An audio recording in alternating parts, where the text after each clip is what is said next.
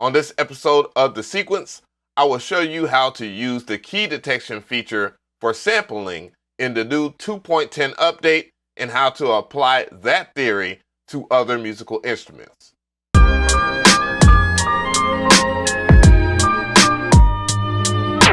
The Sequence.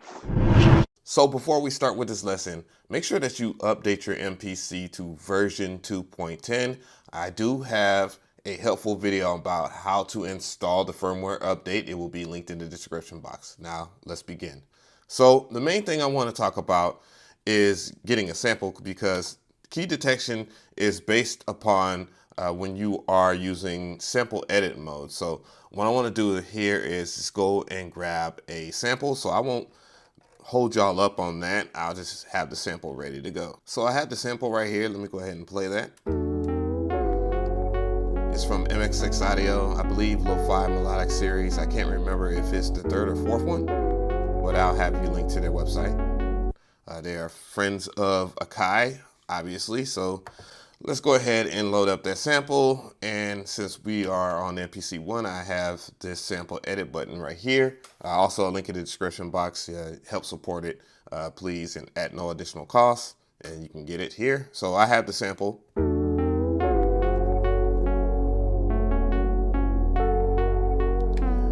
Now we're talking about key detection in a nutshell. So the next thing I want to do is this right here. So to get to key detection, you will have to hit this right over here, this arrow, and it will bring you right over here to key detection. Now, one thing I want to be considerate about is telling you that not all the time, this is not perfect. Like, key detection isn't perfect, but in this instance right over here where you can see the key is the key of F sharp, and in the scale, which is a minor scale, the sample itself is a F sharp minor. So in this instance, it worked pretty well.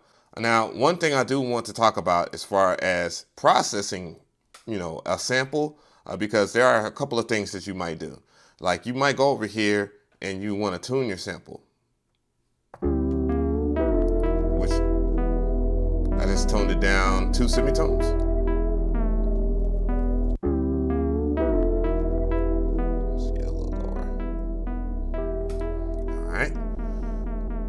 So yeah, we have this sample.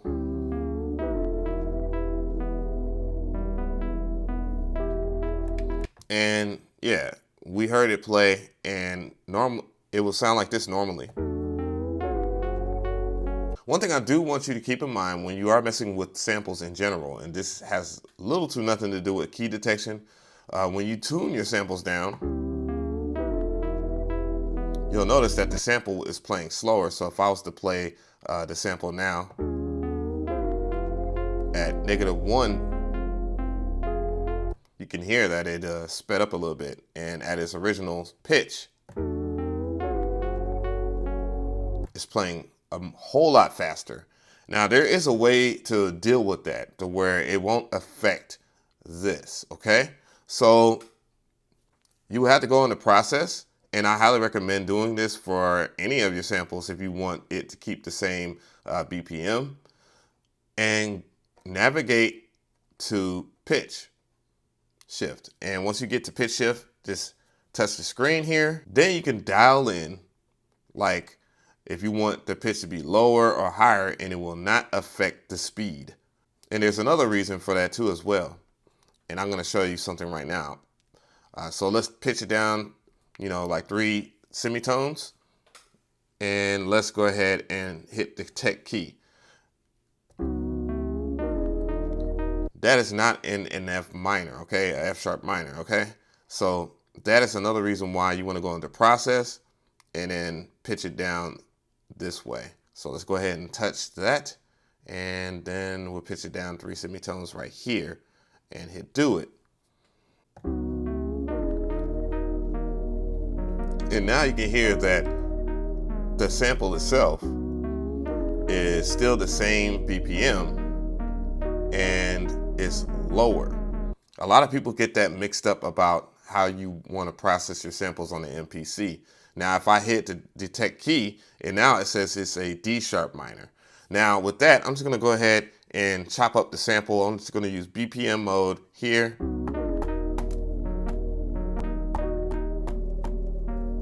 And, you know, I'm just gonna go ahead and press Shift, convert,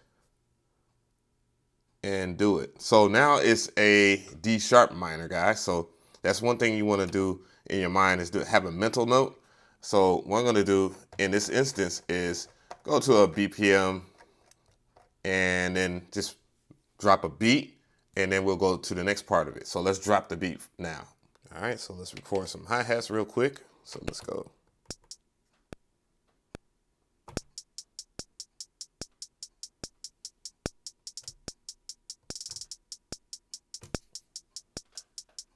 All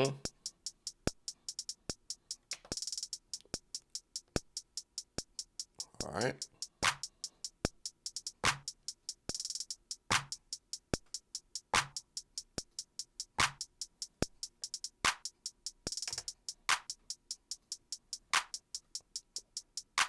All right, next track, and let's find those that sample that I chopped up.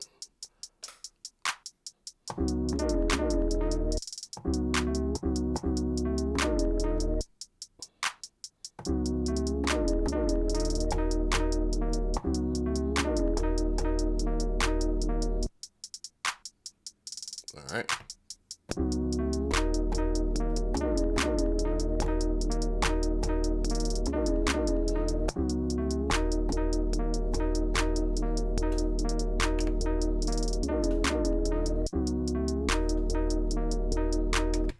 All right, so you already know the vibes from here. What I need to do on this next part is this. I'm gonna grab an 808. I'm just gonna go into my browser and find an 808 that I like. I will have it linked in the description box.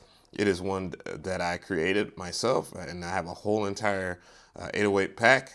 I am considering making another one. Just let me know in the comment section if you want that, because I can make some pretty mean 808s. So remember, the key detection is there for a reason. A lot of people don't want to fiddle faddle with other settings, and when you go into like something like pad performance, you can just dial it in.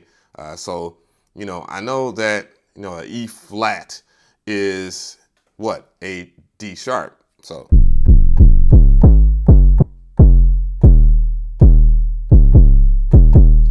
now it's nothing to it but to do it. So I'm gonna go ahead and lay that part out. Matter of fact, I will double the length of the sequence so I can have something a little bit more diverse.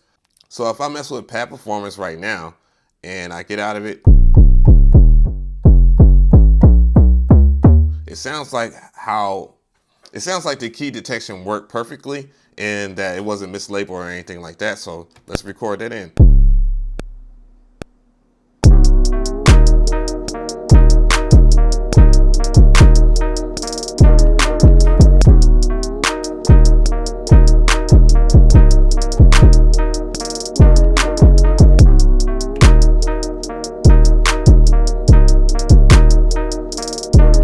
And that's simple as that. That's how you use key detection. And you know, you can just go on. Like if I wanted to just add something like, I don't know, a plugin, I could just add a plugin of some sort. Let's mess with HypeSense. It's on the new update here. And let's add something cool here. And let's go. All right, here we go.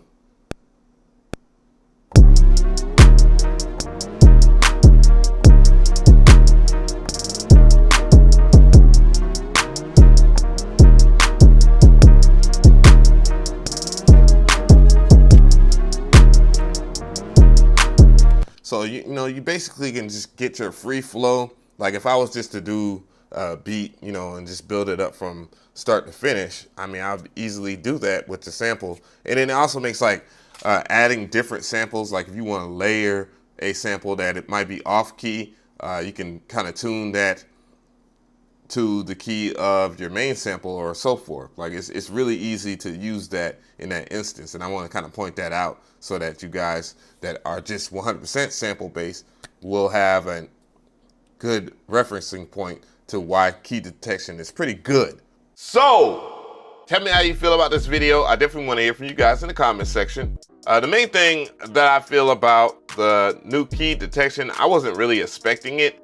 As someone that already knows how something should sound and has a good gist of it, it's really not that serious of a tool. But once I got to using it, yeah, I think it's incredible, and I don't know what I would do if it wasn't in there now. So I'm just going by ear and just showing you guys just some of the other features about key detection. And I think I should expound on music theory as far as the MPC goes, because it's quite different from other groove boxes. I mean, the key detection alone makes this groove box a bare essential piece for beginners. I mean, yeah, imagine if you don't know anything about music theory, you press one button and now you got something to go with.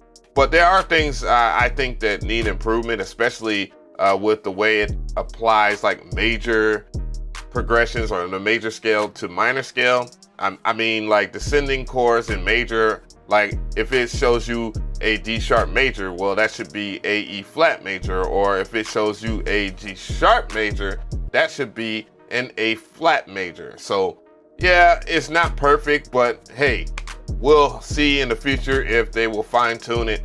It's kind of hard for, I mean, if it ain't Melodyne, it ain't going to be great, but it's something to work with. Anyways, let me know how you feel. Tell me what type of videos you want next, and I'll get to them.